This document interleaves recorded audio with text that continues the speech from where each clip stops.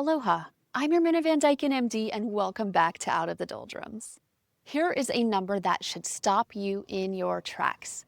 97% of Americans do not get enough fiber. That means almost all of us are walking around missing out on one of the simplest, most powerful tools for protecting our gut, our heart, and even our brain.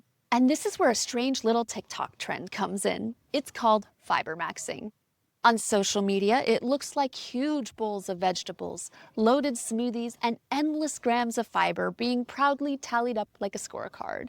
At first glance, you might think, great, another internet health stunt. But here's the twist. Fibermaxxing is rooted in solid nutrition science. And if you do it thoughtfully, it can transform your digestion, lower disease risk, and even feed your brain. So what is fibermaxxing really? It's the practice of intentionally packing as much fiber as possible into your diet. That could mean loading up on chia seeds, swapping white rice for farro or quinoa, piling on the lentils, or even using fiber supplements like psyllium. TikTok creators are chasing high fiber counts the way some people count their steps. When researchers compared high fiber eaters to low fiber eaters, they found up to a 24% lower risk of heart disease, type 2 diabetes, stroke, and colorectal cancer. That's not a marginal difference. That is game-changing. So why and how does fiber work so much magic? Fiber helps lower cholesterol. It flattens out those big blood sugar spikes after meals. It regulates blood pressure. It helps keep inflammation in check. And it's satiating. It helps keep you feeling fuller for longer, which is huge for managing hunger and weight. Did you know? Your microbiome diversity, the variety of good bacteria living in your gut, is directly linked to how much and what kinds of fiber you eat. Let's dig a little deeper into that microbiome story. When you eat fiber, you're not just feeding yourself. You're feeding trillions of tiny bacteria living inside you. Many of these microbes thrive on fermenting fiber, particularly soluble fiber found in foods like oats, beans, and fruits. When they ferment that fiber, they create short-chain fatty acids, like one called butyrate. Butyrate does remarkable things. It feeds your colon cells, reduces inflammation, strengthens your gut lining, and may even lower the risk of colon cancer. These short-chain fatty acids also communicate with your immune system, and they influence your brain through the gut-brain axis. So yes, high-fiber breakfast is actually mood food. Let's pause and answer the big question. The fiber bashers love this question. Can you eat too much fiber? If you look at the research, particularly large studies like the EPIC cohort and the Nurses' Health Study, the higher the fiber intake, the lower the risk of chronic diseases like diverticulitis, heart disease, stroke, and colon cancer. In those populations, there is no clear upper limit where fiber becomes harmful. In fact, traditional diets like rural African diets with 70 to 100 grams of fiber per day, that's a lot of fiber, are associated with astonishingly low rates of these diseases. So all in all, for most healthy people, more really is better. But there are some situations where more can backfire. If you go from a diet of 10 grams a day to 50 grams a day overnight, your gut will protest. It will protest with gas, bloating, and cramping. It's not permanent damage. It's simply your microbiome struggling to adjust. Your gut bacteria need time to catch up to your new diet. And then there's the question of nutrient absorption. I'm sure you've heard of phytates.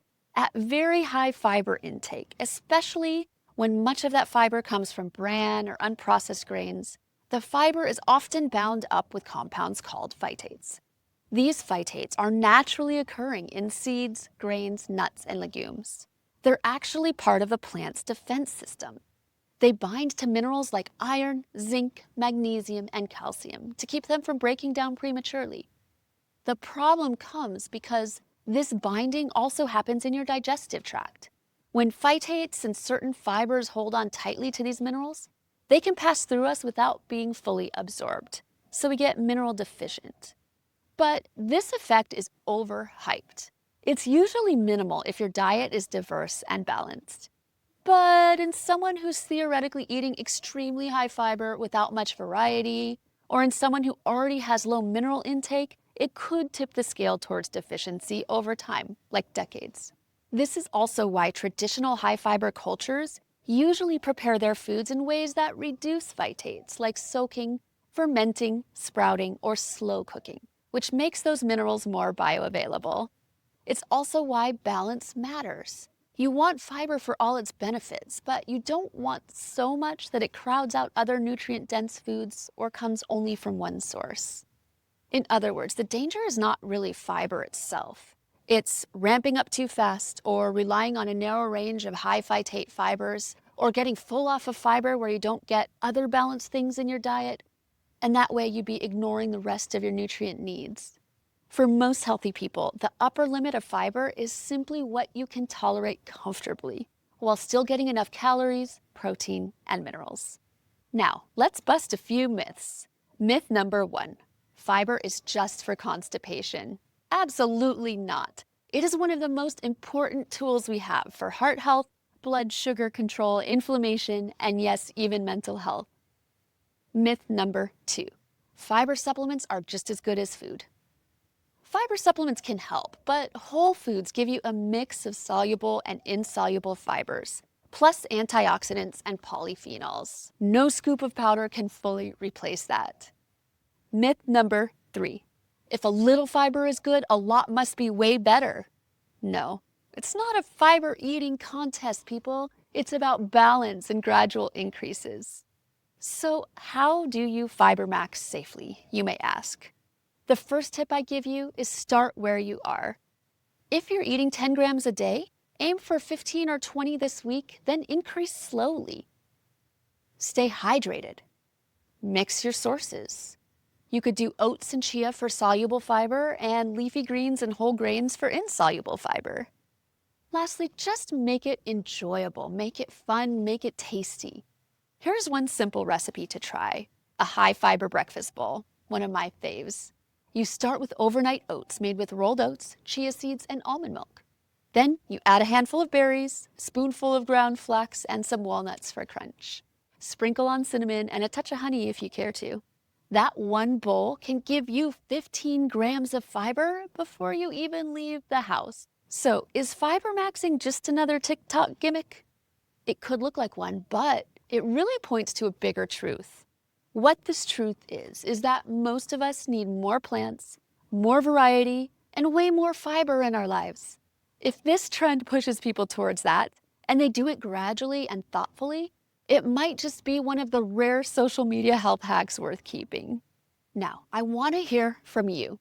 Are you one of the 97% of Americans who are not getting enough fiber? Have you tried Fibermaxxing, or are you thinking about it? Share your experience or your questions in the comments below, because I read them all, and your stories shape what I talk about next. And if you want me to make a video showing my favorite easy high fiber recipes that actually taste good, let me know. If you found this video helpful, please hit that like button, subscribe to the channel, and be sure to share this with someone who could use a fiber boost in their life. Cherish your health always, everyone, and aloha.